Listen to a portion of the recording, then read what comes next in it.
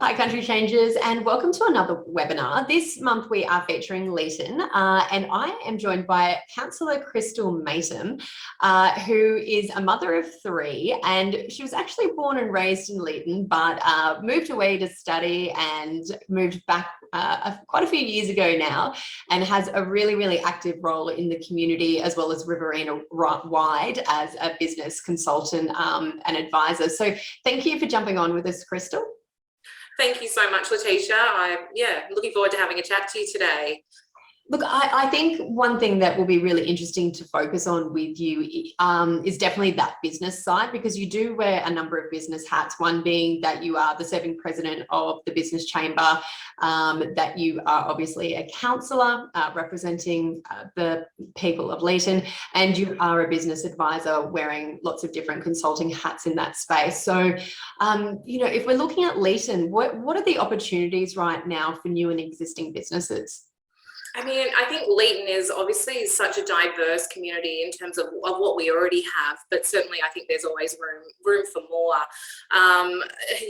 We've got everything here. We are a small town, but if you come into Leeton, you have what you need without having to leave the town. So whether it's a coffee shop, a beautician, whether it's local wineries, we've got the new Leeton Malt House just out of town, which is a fantastic facility, and then obviously the ag sector is really big and manufacturing around here. So I think in terms of new opportunity, we do have, I guess, as much as we need, but we certainly wouldn't say no to more. And I think there may be just, I guess, some shortages, whether it's we've had Target leave town in recent years, so things like that, something bigger like that would be something that I think is needed, and what people might travel out of town for, something like a shop like that. Yeah, sure. And what I might do is just share the desktop so we can actually see where Leeton is, and it just helps people put it in perspective. So Canberra's over here. Wagga Wagga, which is the closest inland city to Canberra, and then Leeton is positioned about an hour, would you say? From Wagga there? Oh, yeah. Yeah, just over an hour from Wagga, yeah. Yeah, and then obviously you've got the Darlington Point, which is where you were talking about the gin out that area. So we've got the Leeton Malt House, which actually is in Leeton Shire, just out past Leeton. Yeah. And then we've got Griffith just down the road, which is about 40 minutes. So we're kind of fairly centrally located there for a few larger centres if needed. Yeah, and obviously the Victorian borders over here, this map is probably... Yeah, we're only a couple of hours away from the Victorian border. So in terms of, I guess, being fairly central, we can get to places like Melbourne within 5 hours, Sydney's around 6 hours away, Canberra's probably, it's about 4 hours, and then Wagga's only, for us, we say just down the road. Yeah, and, the thing is, we've talked about this a lot on these webinars, is you always know how long it's going to take you to drive anywhere, because there's no traffic. You might get the odd sheep or crossing the road or whatever it might be. Whatever it might be, yeah, that's right. And you do, but I think you kind of get used to that too. If I guess it's not a big deal to drive anywhere, but we're certainly not held up by traffic and things like that, so it makes it even easier. Absolutely. So as your role on the Business Chamber, obviously COVID the past couple of years has impacted the way everybody does business. Tell me about some of the unique incentives that you guys actually brought in to help businesses during that time. Look, it was obviously a very tricky time.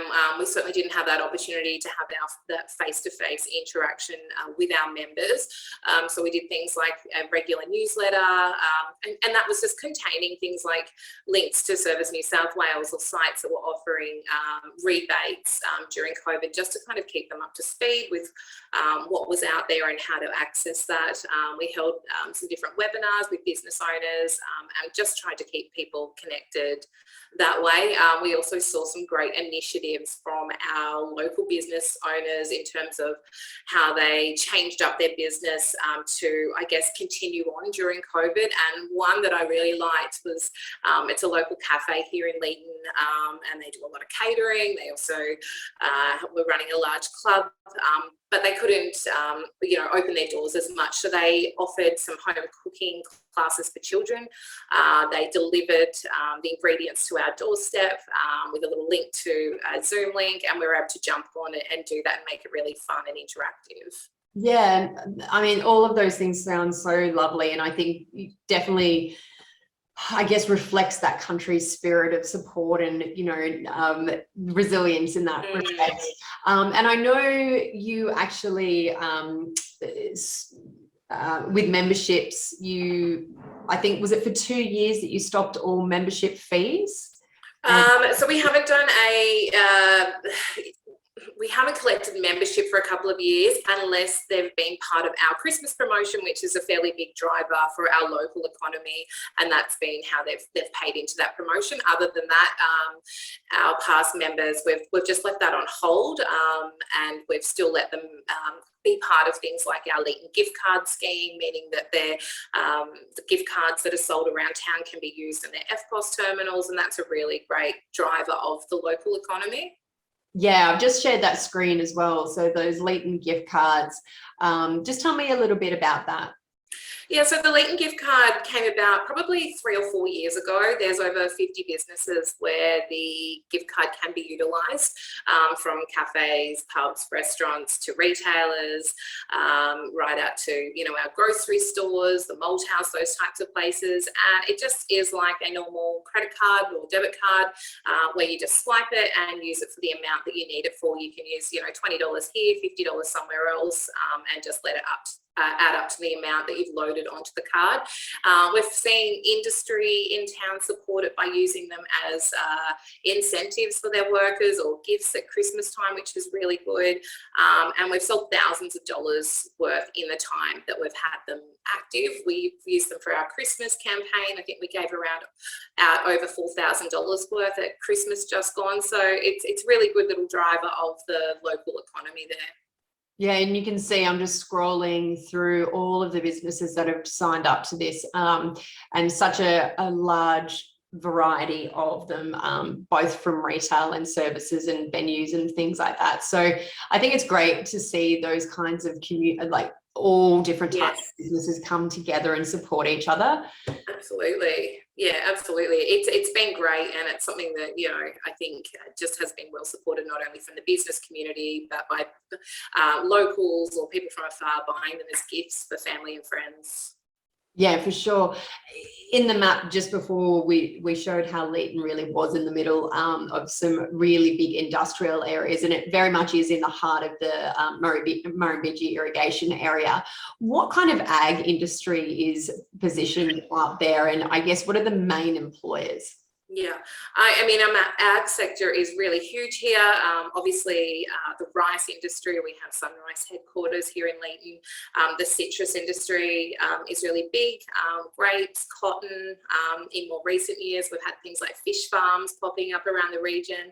And I guess all of them are the big employers in town with rice manufacturing. We've got JBS with their abattoir just out of town, the cotton gin, and places like that. So, and I guess looking at statistically, manufacturing makes up over 21% of employment here in Leeton, which is great. And then the ag sector on top of that is another 13%. So, it really, there's a really good flow-on effect because we're getting people employed. If they're employed, they've got money, and that's how the world goes around. Yeah, and a fair bit has gone back into the community. I know you've got an amazing council who's very proactive and very engaged in, I guess, community and making sure various members of the community, new and existing, are really welcomed and feel supported. Yeah. Tell us about some of the festivals and fun things for people to do. Look, Leeton has so many great things. We've got the Leeton Sunrise Festival, which is a big community event made up of lots of smaller events over the Easter weekend, from the parade on the Saturday, which is a family favourite, to things like picnic in the park on the Sunday. We have the hot air balloons here for the whole weekend, so that's a really big one. In more recent years, we have the Leeton Art Deco Festival, which is a real, I guess, destination event, and it really brings people from far and wide. We get visitors from Brisbane, Canberra, Sydney coming in for, you know, things like murder mystery parties, cocktail parties, things that are Gatsby themed. And there's also things for kids like circus skills and dance workshops, and it's just a great weekend in, I guess, the colder months of the year when we might not typically have as many visitors, and it's obviously that opportunity to check out our Art Deco history in Leeton, the buildings, the heritage there with buildings like the Roxy Theatre, the historic Hydro, places like that. We also have the Light Up Leeton Festival, which is held at the end of the year. So it's a Christmas-based event, community event, really involves the local school kids and children in the way of a concert. They're just a few of some of the great events that we have here throughout the year. And I've just brought up a couple of Google images of the Roxy Leeton Theatre. I've said that the wrong way. Roxy Community Theatre. You know, it's sort of just known as the Roxy. So I don't think, you know, this is, I guess, I mean, this is just such an iconic part of Leeton's identity, and it is actually going under refurbishment. Tell me about that project, because I know people have been really supportive of this as well.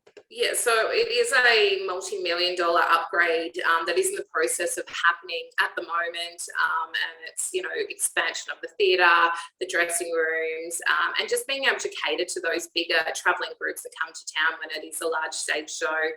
There was obviously sometimes restrictions around what could be done or who could, you know, come into the theatre. So it really is so that we can cater for everyone, that it's accessible, and I think it will be, yeah, just a great thing for the Leeton community. It will still serve its purpose as a theatre, as a cinema.